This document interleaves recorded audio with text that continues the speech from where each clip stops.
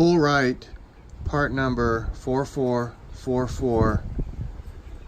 Okay, YouTubers, here's the deal.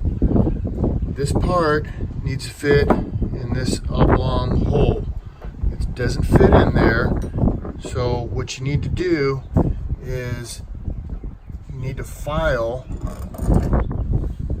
these corners basically so it fits in there. So this in here is a little too long.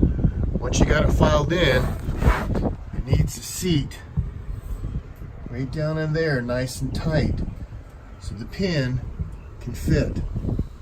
Else you're going to have troubles getting the pin in. I couldn't find anything on YouTube about this part number 4444 and went ahead and decided to make a video. Otherwise it fits pretty snug. You don't need any tools except the file.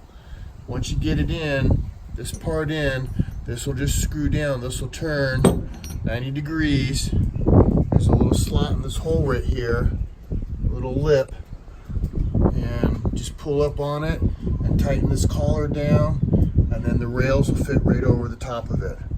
Otherwise, this is super heavy duty.